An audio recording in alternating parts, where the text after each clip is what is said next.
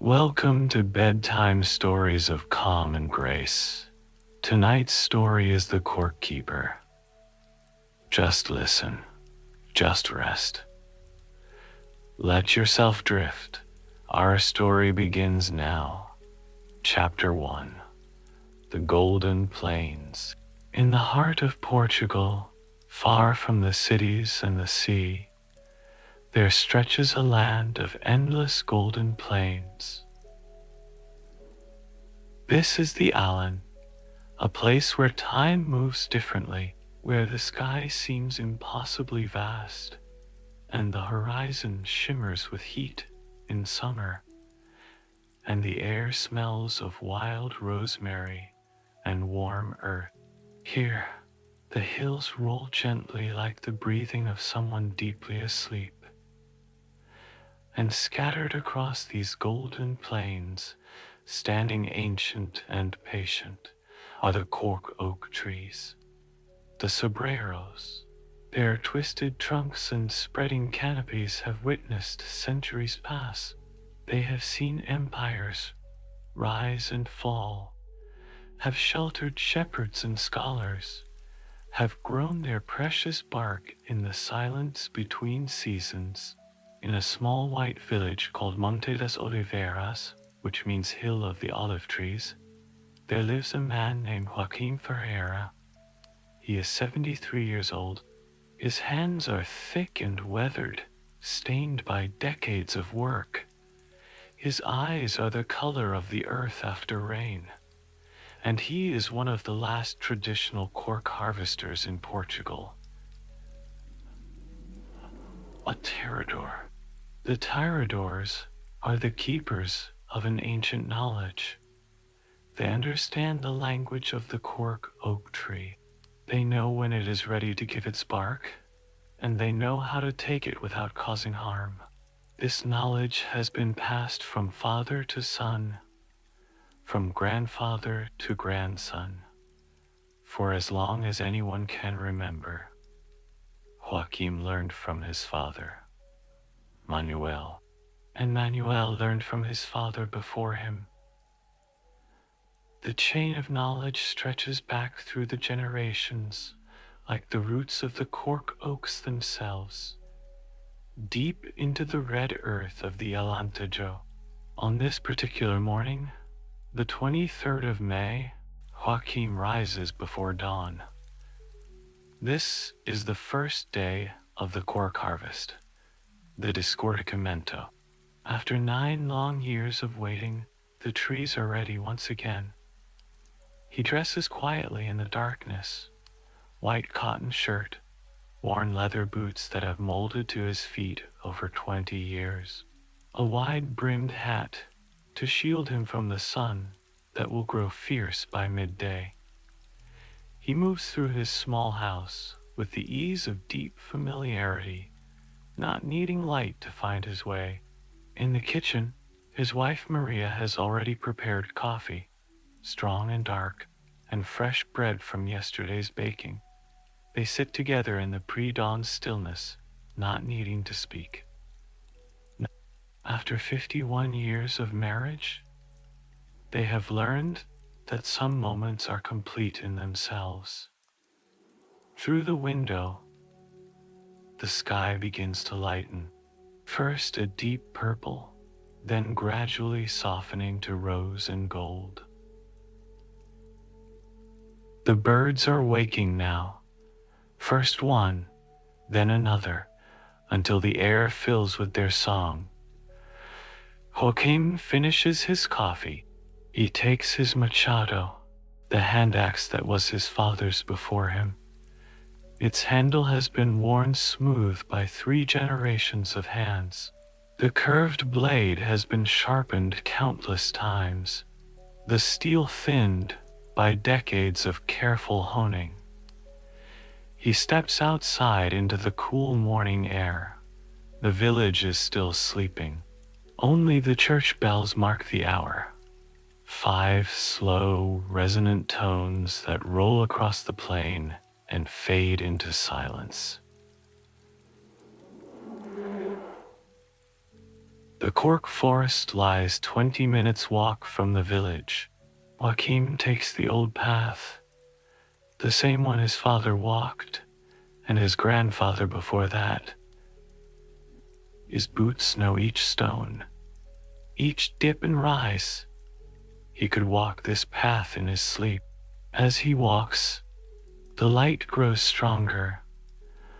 The golden grass on either side of the path begins to glow. Insects stir and hum.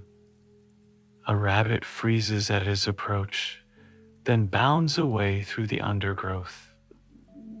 And ahead, the cork oaks emerge from the morning mist. Their shapes are ancient and timeless. Some have been growing for 200 years or more.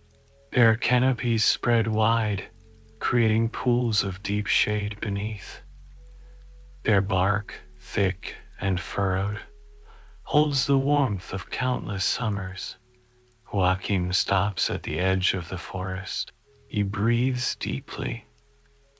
The air here is different, richer.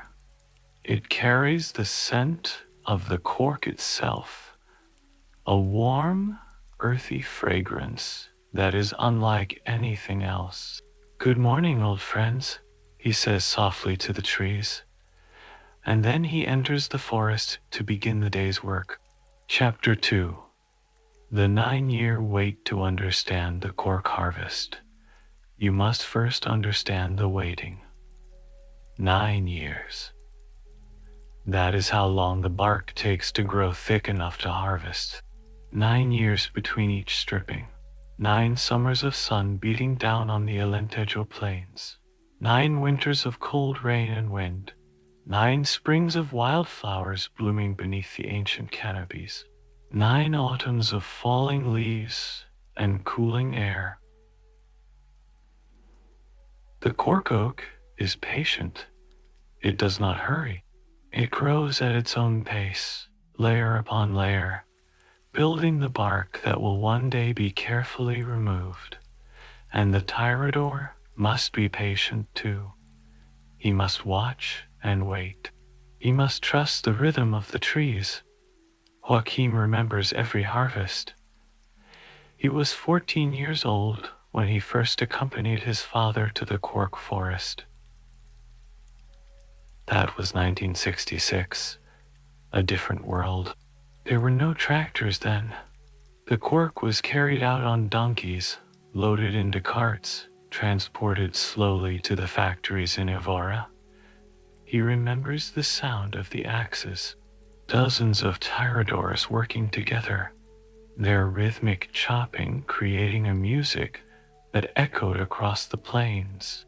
He remembers the smell of the exposed inner bark, bright orange like a wound, releasing its earthy fragrance into the summer air. His father, Manuel, was already an old man then. Though he seemed ageless, his hands were quick and sure with the axe.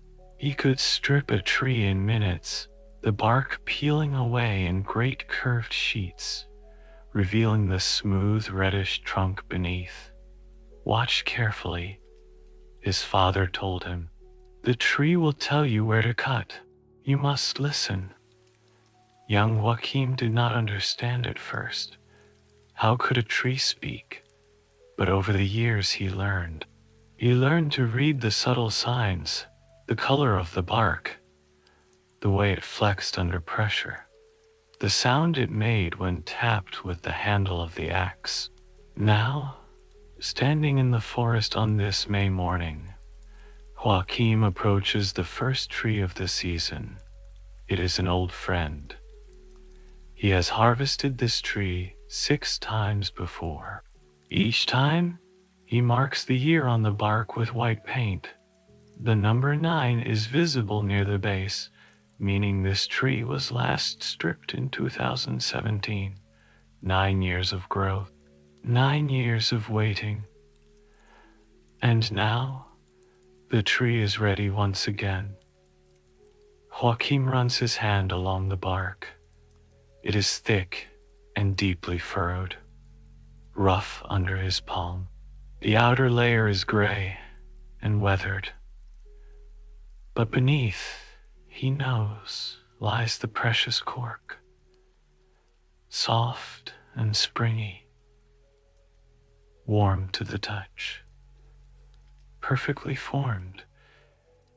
He positions himself at the base of the tree. He raises the axe. The first cut is always the most important. It must be angled correctly, slicing through the outer bark without damaging the inner cambium layer beneath. If you cut too deep, you harm the tree. If you cut too shallow, the bark will not release. The axe swings, a clean, precise strike. The blade bites into the bark. Joachim works methodically. A horizontal cut near the base of the tree, another near where the main branches begin, then vertical cuts connecting them.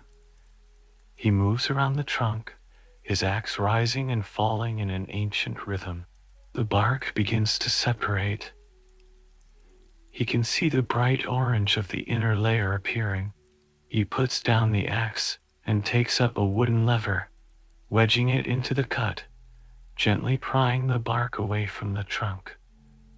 It comes away slowly. A great curved sheet of cork, nearly 2 inches thick. It smells of warmth and earth and summer. He lays it carefully on the ground, then returns to free another section. The tree stands exposed now, its trunk bright orange where the bark has been removed. It looks vulnerable, almost naked, but Joachim knows this is not harm. This is partnership. The tree will immediately begin growing new bark. In 9 years, it will be ready again. He marks the tree with white paint, the number 26, for 2026. Someone will return in 2035 to harvest again. Perhaps it will be him. Perhaps it will be someone else. The tree does not mind. It will be waiting, patient as always, growing its bark in the silence of the golden plains. Chapter 3. The Language of Trees by Mid-Morning. Joachim has stripped 3 trees. The sun is climbing higher now, and the air is growing warm. He pauses in the shade of an unharvested oak, drinking water from a clay jug he brought from home. Around him, the forest hums with life. Bees move between the wildflowers that grow beneath the trees. A hoopoe calls from somewhere in the canopy, its distinctive oo-poo-poo echoing through the stillness. Cicadas are beginning their endless summer song. Joachim rests his back against the trunk of the tree. Its bark is rough, but strangely comfortable, like an old friend's embrace. He closes his eyes and listens. His father used to say that the Cork forest was the quietest place on earth. Not silent, never silent, but quiet in a different way. A living quiet, full of small sounds that together create a kind of peace. The whisper of wind through the leaves, the creak of ancient branches, the rustle of a lizard in the dry grass, the distant tinkle of sheep bells from a flock grazing on the hillside. Joachim thinks about all the years he has spent in this forest, all the mornings walking the old path, all the afternoons beneath the spreading canopies, all the harvests, year after year, the same trees stripped and regrowing, stripped and regrowing in their eternal cycle. He knows every tree here, not by name. Trees do not need names, but by their shapes, their positions, their particular qualities. This one leans slightly to the east. That one has a fork in its trunk where an owl nests each winter. Another has grown around an old stone wall. Embracing it, incorporating it into its being. The relationship between the Tyrador and the cork oak is unlike any other. Most trees are cut down when harvested. Their wood is taken, their lives ended. But the cork oak gives without dying. It offers its bark and then regrows it, offering again and again for 200 years or more. This is why the harvesters treat the trees with such respect. They are not taking, they are receiving. It is a gift freely given, and it must be accepted with gratitude. Joachim remembers what his grandfather told him. Long ago, the old man's voice was rough from decades of sun and dust, but his words were soft. "We do not own these trees," he said. "We are their caretakers. They were here before us. They will be here after we are gone. Our job is to care for them, to harvest them properly, to pass them on to the next generation in good health." Joachim opens his eyes. The sun has moved. The shadow of the oak has shifted. It is time to return to work. He stands slowly, stretching muscles that are not as young as they once were.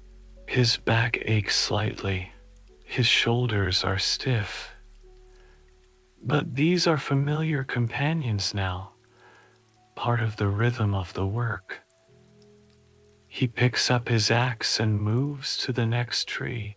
This one is younger, perhaps only 80 years old. Its trunk is smaller, its bark thinner, but it too has waited 9 years. It too is ready. The axe rises, the axe falls, the bark separates. The bright orange of the inner layer appears. Joachim works through the morning. Tree after tree, the curved sheets of cork accumulating in neat piles. Later, they will be loaded onto trucks and taken to the factory, where they will be cleaned and sorted and eventually made into the stoppers that seal wine bottles around the world. But that is later. For now, there is only this: the tree, the axe, the slow, careful work of harvest. The sun climbs toward noon. The heat intensifies. Joachim moves deeper into the forest, where the shade is thicker and the air is slightly cooler. Here, the oldest trees grow, giants whose trunks are as wide as a car, whose canopies spread 30 feet or more. He stops before one such tree. It is the oldest in the forest. According to the records, it was planted in 1791, 235 years ago. It has been harvested perhaps 25 times. It has witnessed the fall of monarchies and the rise of republics. It has endured wars and droughts and fires, and it stands here still, patient, enduring, waiting for the next harvest. Joachim places his hand on the ancient bark. He can feel something, not quite a pulse, but a presence, a sense of life that is older and deeper and more patient than anything human. "Thank you, old one," he says softly, and then he begins to work. Chapter 4. The apprentice at noon. Joachim hears the sound of footsteps on the path. He pauses his work and looks up. A young man is approaching through the dappled shade. He is perhaps 30 years old, with dark curly hair and serious eyes. This is Thomas, Joachim's grandson. Thomas grew up in Lisboa, in the city. His parents moved there before he was born, seeking work, seeking opportunity. He studied at university, became an engineer, built a career in the modern world. But something called him back. Something in his blood, perhaps. Something passed down through the generations that could not be denied. 3 years ago, Thomas asked his grandfather to teach him, to show him the old ways, to pass on the knowledge before it was too late. Ivo, Thomas calls out. Grandfather. I brought lunch. Joachim smiles.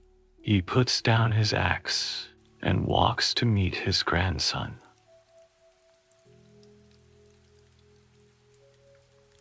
They embrace briefly, the way men do, then find a shady spot to sit. Thomas has brought bread and cheese, olives and tomatoes, a flask of cool water, and another of young red wine. They spread the food on a cloth and eat in companionable silence, the forest murmuring around them. How many today? Thomas asks eventually. 7, Shui. Joachim replies. 8 with the big one. He gestures toward the ancient tree he has just finished harvesting. Its trunk glows orange in the midday light, newly exposed, already beginning the slow process of regrowth. Thomas nods. He has seen this many times now, but the sight still fills him with wonder. The partnership between human and tree, the ancient cycle of harvest and renewal. After lunch, they work together. Joachim teaches as he works, the way his father taught him, the way his grandfather taught his father, not with many words, but with demonstration, with patience, with the accumulated wisdom of generations. Watch the angle, he says, positioning his axe. Not too steep. Let the blade do the work.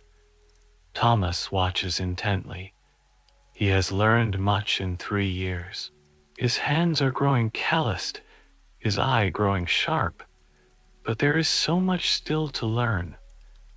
The knowledge of the Terradores cannot be mastered in a few seasons. It takes a lifetime. They work through the afternoon, the sun tracking slowly across the sky. The pile of cork grows larger. The exposed trees stand like sentinels, their orange trunks glowing among the unharvested gray. Thomas asks questions. Joachim answers, sometimes with words, sometimes with a gesture, sometimes with silence that means pay attention. This cannot be explained, only felt. The light begins to change. The fierce white of midday softens to gold. The shadows lengthen. The heat eases slightly. Do you ever get tired of it? Thomas asks during a rest. The same work, year after year? Joachim considers the question. He looks out across the forest, at the ancient trees he has known his whole life. No, he says finally. Each harvest is different. Each tree is different.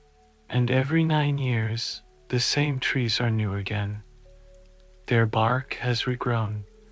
They have changed. I have changed. We meet again like old friends who have been on separate journeys. He pauses, searching for words. When you understand that nothing is truly the same, that everything is always changing, always renewing, the work never becomes old. It is always fresh, always new.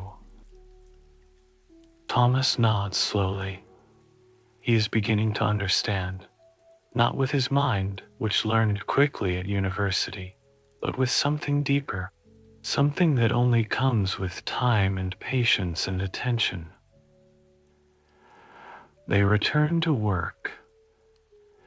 The afternoon slips past. Tree after tree yields its bark. The ancient cycle continues. By late afternoon, they have harvested 15 trees. A good day's work. Joachim's shoulders are tired. His hands are sore. But there is a deep satisfaction in his body, the satisfaction of work well done. Tomorrow they will return, and the day after.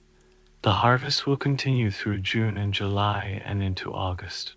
There are thousands of trees in this forest alone, and the Tyrannosaurus will visit each one. But that is tomorrow. For now, the day is ending. The sun is sinking toward the horizon. The light turns to amber and rose. The first stars appear in the darkening sky. Joachim and Thomas gather their tools and begin the walk home. Behind them, the newly harvested trees stand in the fading light, their orange trunks slowly deepening to red, then to shadow, then to darkness. In 9 years, they will be ready again. Chapter 5. The Montado, the Cork forest, is not just a collection of trees. It is a world unto itself. The Portuguese call it the Montado, an ecosystem that has evolved over thousands of years. Perfectly balanced, perfectly sustained. In the days that follow, as Joachim and Thomas work their way through the forest, they move through this world like visitors in a cathedral. Respectful, attentive, aware that they are in the presence of something larger than themselves. The Montado is home to countless creatures. Wild boar root through the undergrowth, searching for acorns and roots. Deer move silently between the trees, appearing and disappearing like ghosts. Rabbits and hares dart through the grass. Foxes hunt at dusk, their eyes gleaming in the fading light. Above, in the spreading canopies, birds of every kind make their homes. Hoopoes with their spectacular crests, azure-winged magpies flashing blue and white, woodpeckers drumming on dead branches, owls waiting for darkness in hollow trunks, and on the forest floor, a carpet of wildflowers blooms beneath the trees. Purple lavender, yellow broom, white rock rose, red poppies. They create a tapestry of color that shifts with the seasons, a living painting that is never quite the same from one year to the next. The cork oak is the heart of this world. Its acorns feed the wild boar and the deer. Its bark shelters insects and fungi. Its shade creates the conditions for the wildflowers to flourish. Everything is connected. Everything depends on everything else. Joachim understands this. He has watched the Montado his whole life, has seen how each element supports the others. The trees need the soil. The insects need the flowers need the insects. Round and round, a circle without beginning or end. On the third day of the harvest, they encounter a wild boar, a large male with curving tusks and small intelligent eyes. He stands in a clearing, watching them approach, unafraid but wary. Joachim stops. He waits. The boar studies him for a long moment, then turns and disappears into the undergrowth.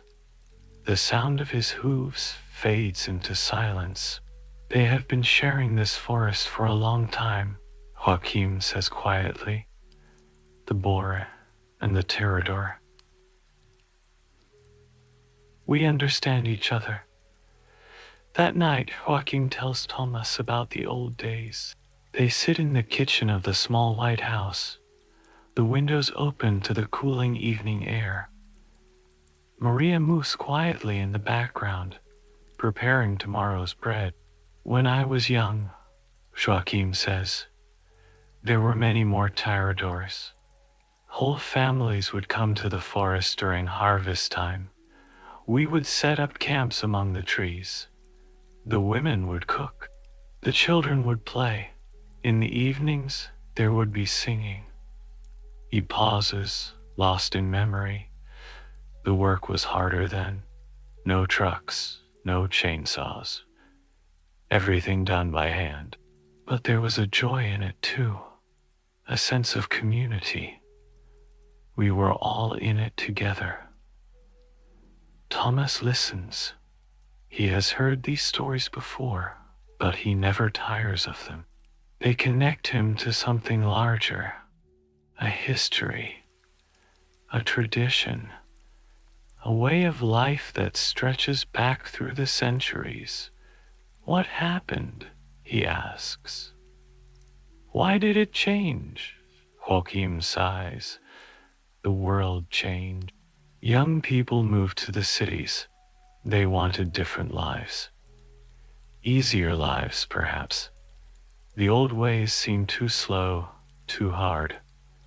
One by one, the pterodors left. Now there are only a few of us remaining. He looks at his grandson with something like hope. But perhaps the cycle is turning again. Perhaps the old ways will be valued once more. Perhaps you will teach your own grandchildren someday, as I am teaching you. Maria brings them small glasses of sweet dessert wine, made from grapes grown on the hillside above the village. They drink in silence, watching the stars appear through the window. Tomorrow, the work continues. But for now, there is this moment of peace, this pause in the eternal rhythm of harvest and renewal. The night settles over the Alantejo. The Cork forest stands silent under the stars. The exposed trunks of the newly harvested trees glow faintly in the darkness, their orange already beginning to fade as the first layers of new bark form. In 9 years, they will be ready again. The cycle will continue. The ancient partnership will endure. Joachim finishes his wine. He kisses Maria goodnight.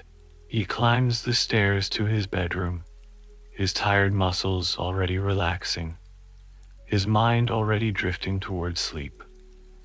Tomorrow, there is more work. But that is tomorrow. For now, there is only rest. Chapter 6. The heat of summer June arrives. The heat intensifies. By 10 in the morning, the thermometer in the village square reads 35 degrees. By noon, it will be 40. The pterodors work earlier now. They begin before dawn, when the air is still cool and the dew lies heavy on the grass. They rest during the fierce midday hours, retreating to the shade or to the cool stone houses of the village. Then they work again in the late afternoon and early evening, when the light turns golden and the heat begins to ease. Joachim has known summers like this his whole life. The Alentejo is famous for its heat. The sun beats down on the golden plains like a hammer on an anvil. The air shimmers. The sky bleaches to white. Everything slows, but the work continues. It must. The Cork harvest waits for no one. Once it begins, it must be completed before September, When the first autumn rains arrive and the bark becomes too wet to strip cleanly. In the forest, the heat is less punishing. The canopies of the cork oaks create islands of shade. The air, though warm, moves gently through the trees, and there is always the smell of the cork itself, that warm, earthy fragrance that seems to belong to summer and to the Alentejo and to no other place on earth. Joachim works slowly, conserving his energy. His movements are economical, precise. After 60 years, his body knows exactly how much effort each action requires. Not a motion is wasted. He thinks about his father, who worked until he was 83, who collapsed one summer afternoon in the shade of a cork oak and never rose again. A good death, people said, a fitting end for a tirador. To die among the trees he had tended his whole life. Thomas struggles more with the heat. He is not accustomed to it. In Lisboa, there was always air conditioning, always shade, always the sea breeze from the coast. Here, there is only the sun and the work. Drink, Joachim tells him, offering the water jug. Rest when you need to. The trees are patient. They will wait. They work through the month. The pile of harvested cork grows larger every day. It is stacked in the shade of an old barn near the edge of the forest, the curved sheets of bark piled high, waiting for the trucks that will take them to the factory. The factory is in Evora, 30 kilometers away. There, the cork will be boiled and cleaned and sorted. The best pieces will become stoppers for fine wine. Lesser grades will become bulletin boards, flooring, insulation, 1,000 other products. But that is the factory's work. Joachim's work is here, in the forest, with the trees. In the evenings, when the work is done, Joachim and Maria sit in the small courtyard behind their house. The stones are still warm from the day's sun. The jasmine that climbs the wall releases its perfume into the cooling air. They can hear the sound of the church bells marking the hour, slow and steady as they have for 300 years. How was today? Maria asks. Joachim considers. Another good day. 12 trees. Tomas is improving. Maria nods. She has watched her grandson grow over the past 3 years. Watched him change from a city boy into something else. Something more rooted, more connected. He reminds me of you, she says, when you were young. That same intensity, that same need to understand. Joachim smiles. He remembers his younger self, so eager, so impatient, always wanting to know more, to do more, to master the craft that seemed so simple and was so complex. I was foolish then, he says. I thought I could learn everything in a season. It took me decades to understand that you never stop learning. That the trees always have more to teach you. The stars appear overhead. The familiar constellations of summer, Scorpius with its curving tail, the bright river of the Milky Way, the steady light of the planets moving along their ancient paths. Joachim closes his eyes. Wow, Joachim.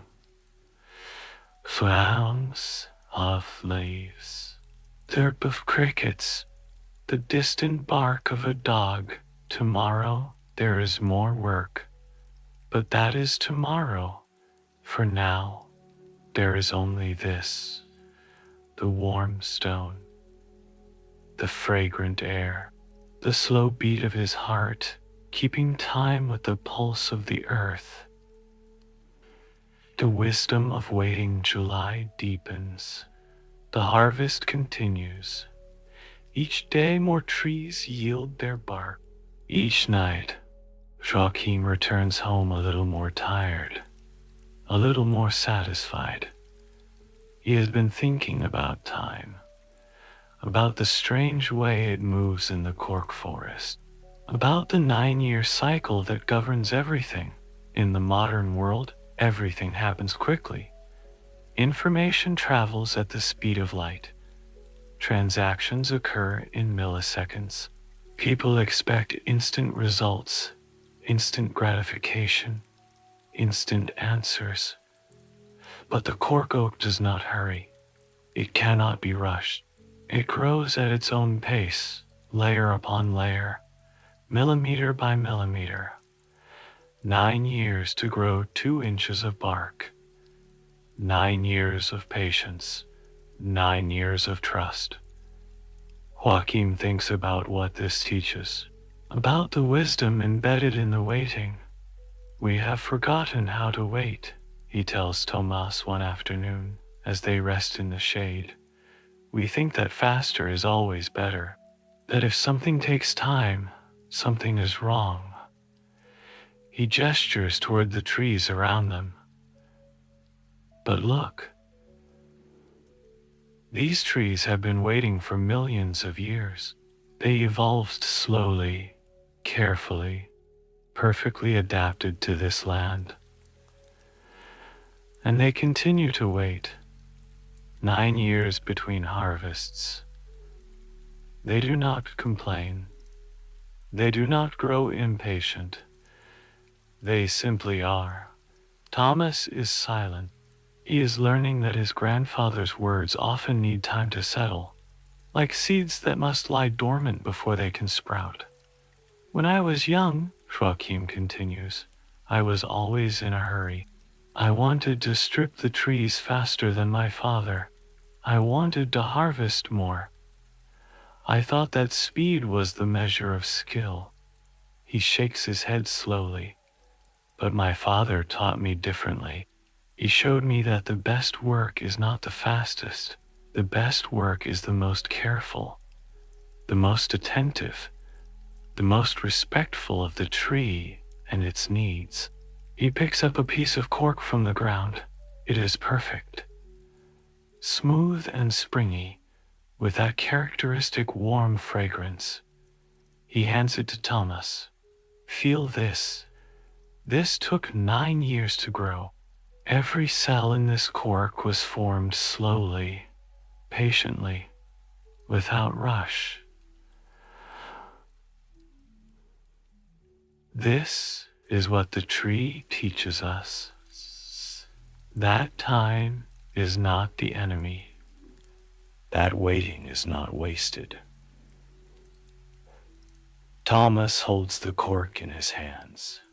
He tries to imagine the tree standing through all seasons, the bark growing imperceptibly, layer upon layer, so slow that no one could see it happening.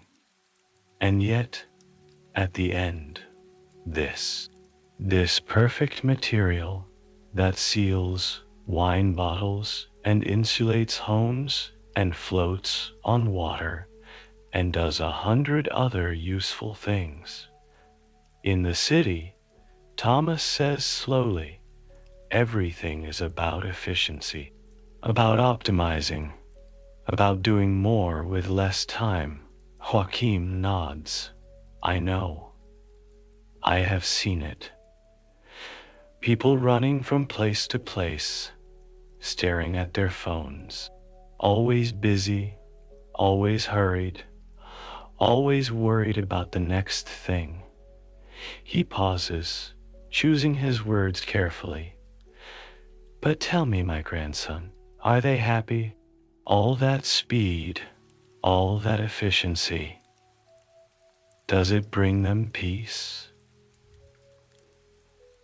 Thomas thinks about his years in Lisboa, the long hours at the office, the crowded metro, the endless emails and meetings and deadlines, the constant feeling of never having enough time, never being finished, never being able to rest.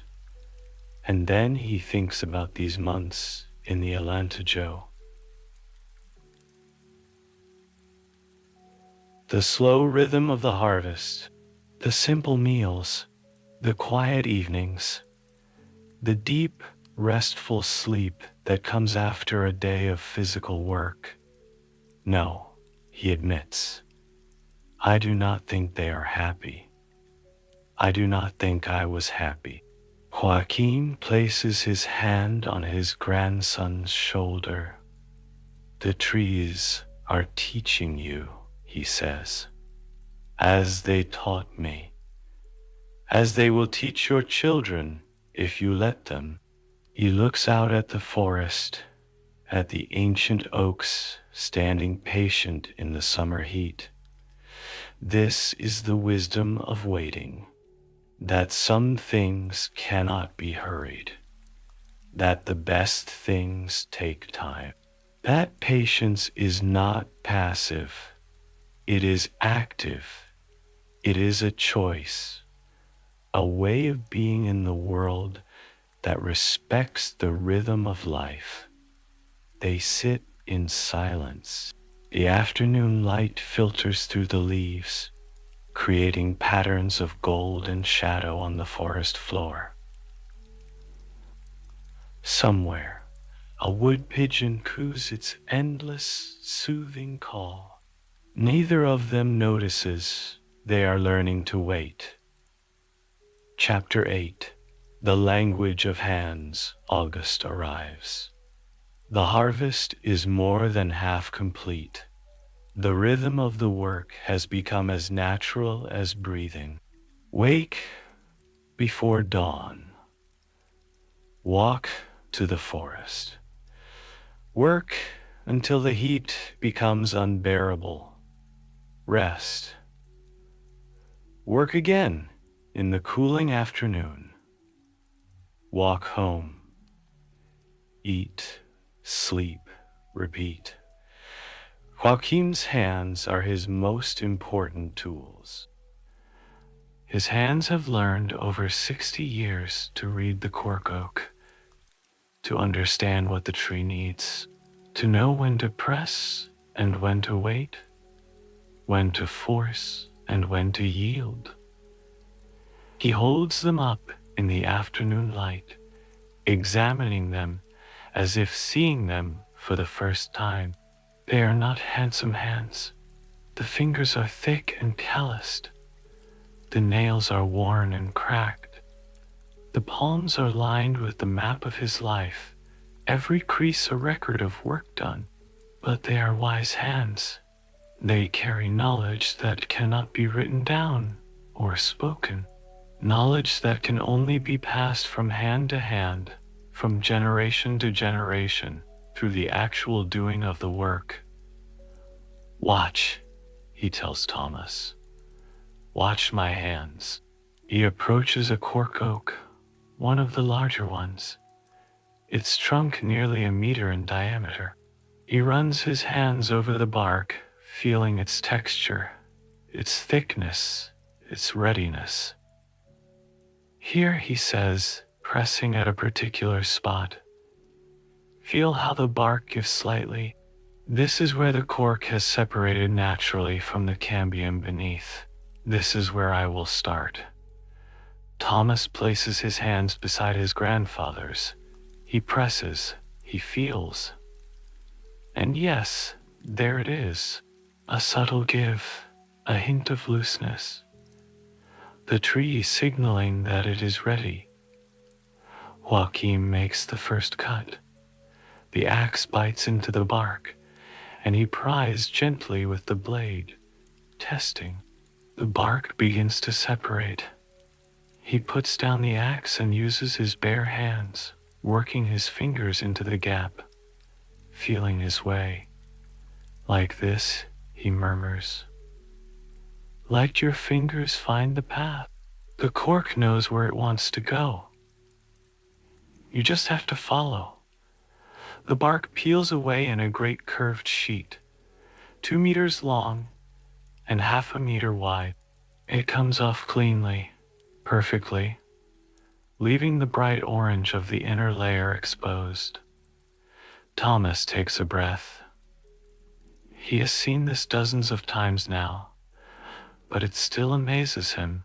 The intimacy of it, the precision, the way his grandfather's hands seem to communicate directly with the tree. Now you, Joaquin says, stepping back. Thomas approaches the tree. He places his hands on the bark above where his grandfather worked. He presses, searching for that subtle give. There! Yes! He finds it. He picks up his own axe, makes the cut, begins to pry. The bark starts to separate. He works his fingers in, feeling the way the cork wants to move. Slowly. Slowly. Do not force it. The sheet comes away. Not as cleanly as his grandfather's. There is a slight tear at one edge where he pressed too hard. But it is good. It is learning. Your hands are beginning to know, Joachim says approvingly. Another few years, they will be wise. Thomas looks at his hands. They are changing. The soft skin of the office worker is being replaced by something tougher, more capable. Calluses are forming in the right places. The muscles are strengthening in the particular ways that cork harvesting requires. He thinks about all the hands that have done this work before him. His grandfather's hands, his great-grandfather's, generations of tiradors stretching back through the centuries, all of them learning the same lessons, developing the same wisdom. The work continues. Tree after tree yields its bark. The sun tracks across the sky. The shadows lengthen and shorten and lengthen again. Joachim and Thomas work in companionable silence, their hands speaking the language that only Tiradoras understand, the language of touch and pressure and feel. The language that the trees themselves have taught over centuries of patient partnership. That night, Thomas looks at his hands before he sleeps. They are sore. They are tired. There is a new callus forming on his right palm, and a small cut on his left thumb where the axe slipped. But they are good hands now, useful hands. Hands that are learning the ancient wisdom of the cork forest. He closes his eyes. In his mind, he can still feel the bark beneath his fingers, the subtle give, the path the cork wants to take. Sleep comes easily, the deep, dreamless sleep of honest work.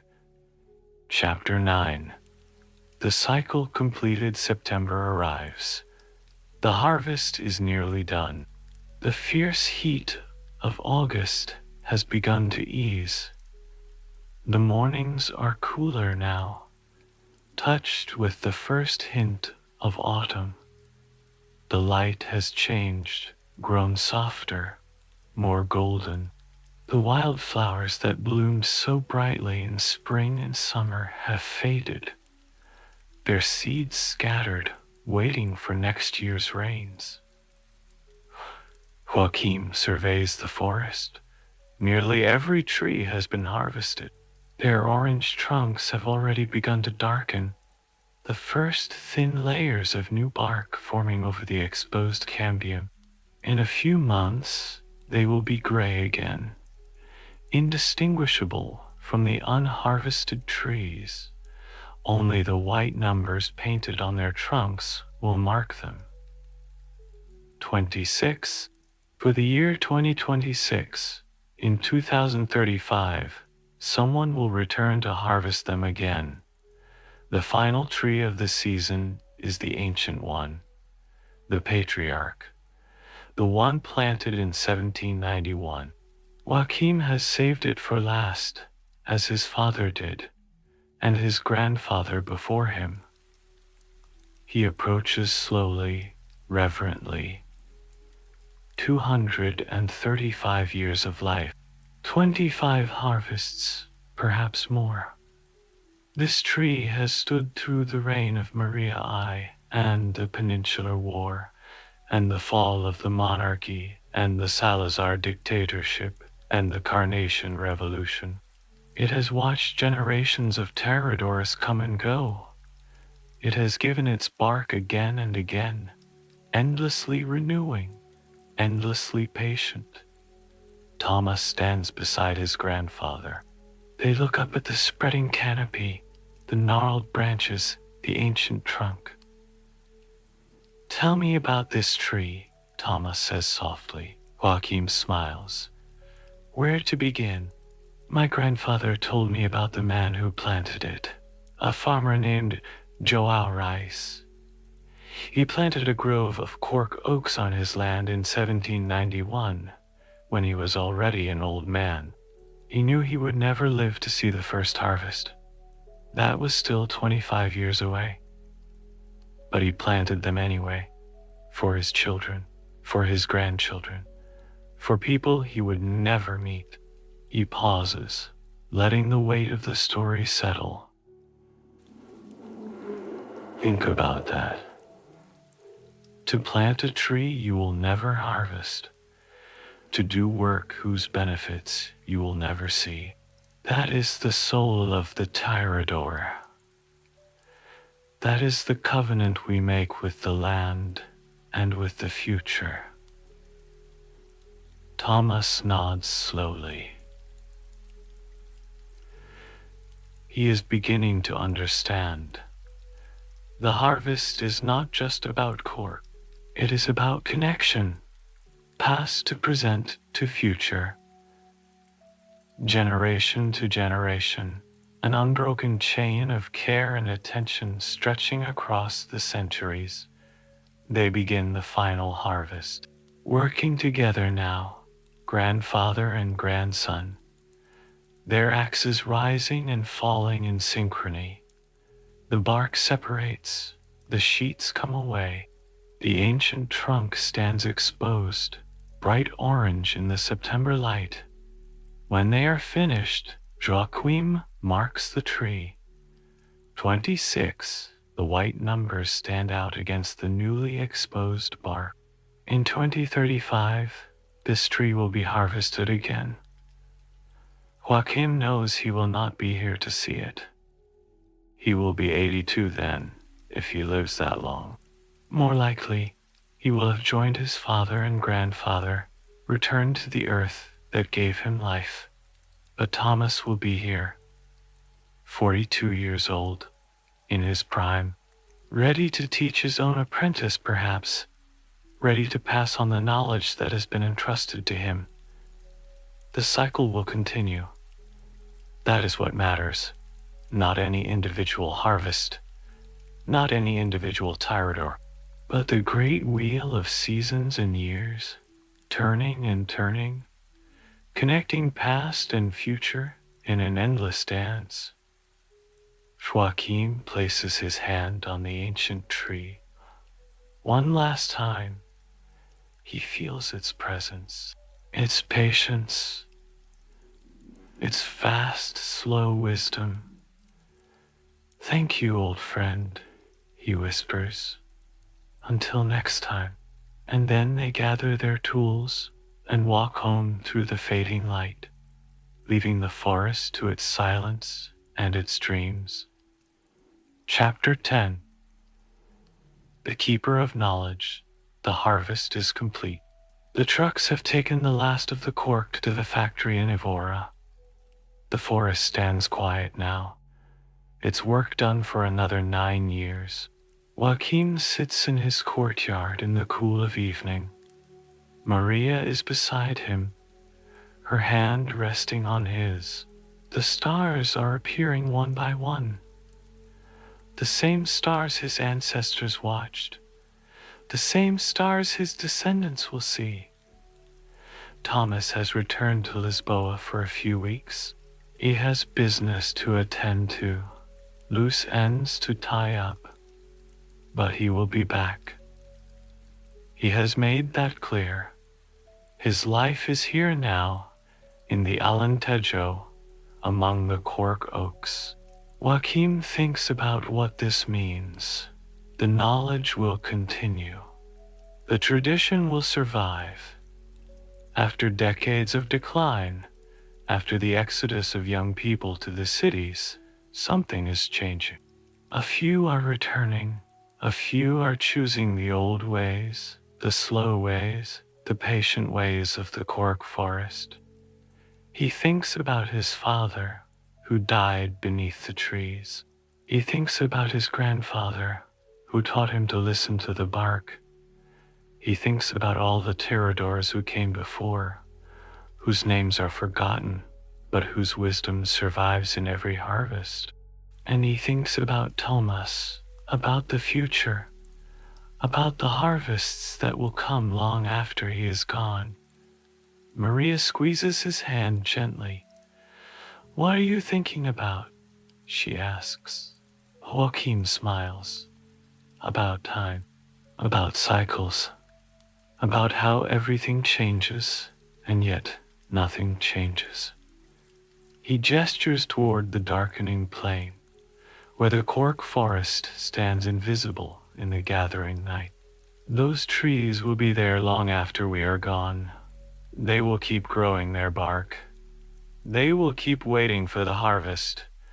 Generation after generation of tiradors will come and go, but the trees will remain. Maria nods. She has known her husband for over 50 years. She knows how deeply he feels his connection to the land, to the trees, to the unbroken chain of tradition. "You have done your part," she says softly. "You have passed on what you know. That is enough." Joachim considers this. Is it enough? He has spent his life learning the ways of the Cork oak. He has harvested more trees than he can count. He has trained an apprentice who will continue after him. Yes, he decides. It is enough. More than enough. The night deepens. The stars wheel slowly overhead. From somewhere in the village, a dog barks once and falls silent. Joachim closes his eyes. He can still feel the bark beneath his hands, can still hear the sound of the axe, the creak of separating cork, the rustle of wind through ancient leaves. These sounds and sensations have become part of him, woven into the fabric of his being. He is a tirador, a keeper of knowledge, a link in a chain that stretches back through the centuries and forward into an unknowable future. And that is enough. That is more than enough. The coolness of the evening settles over him like a blanket. His breathing slows. His thoughts drift. Somewhere in the darkness, the Cork oaks stand patient and silent, growing their bark millimeter by millimeter, waiting for the next harvest, the next generation, the next turn of the great wheel. And Joachim, keeper of their secrets, guardian of their wisdom, sleeps peacefully beneath the stars. Epilogue. The dreaming trees. Let yourself sink deeper now. The story is ending, but the cycle continues. Somewhere in Portugal, in the golden plains of the Alentejo, the Cork oaks are growing. Slowly, patiently, layer upon layer. bark forming over bark. They do not hurry. They do not worry. They simply grow. Imagine yourself there, lying beneath one of the ancient trees. The canopy spreads above you, filtering the light into soft green and gold. The air smells of warm earth and cork and wild rosemary.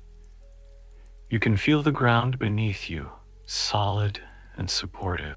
The grass is soft. A gentle breeze moves through the leaves, creating a sound like whispered secrets. There is nothing you need to do, nowhere you need to be. No tasks, no obligations, no worries. Just this moment, this place, this peace. The Tiradores have gone home for the day. The forest is yours alone. You can hear the birds settling into their evening songs. You can hear the distant bells of sheep grazing on the hillside. You can hear your own breath, slow and steady. The light is fading now. The fierce heat of the day has passed. The air is cooling, growing gentle against your skin. Above you, the first stars are appearing. One, then another, then more, until the sky is filled with light. The cork oak shelters you. Its roots go deep into the earth, drawing up water and minerals and ancient knowledge. Its branches spread wide, offering protection and peace. For 200 years, this tree has stood here. It has witnessed countless nights like this one, countless stars wheeling overhead, countless seasons passing, and it will stand for 200 more, growing, waiting, patient, beyond human understanding. Let the patience of the trees enter you now. Let their wisdom become your wisdom. There is no need to hurry. There is no need to strive. Everything happens in its own time. The bark grows when it grows. The harvest comes when it comes. You are part of this cycle now, connected to the trees and the land and the generations of caretakers who came before and will come after. Your eyes are heavy. Your body is relaxed. The sounds of the evening are fading to a soft murmur.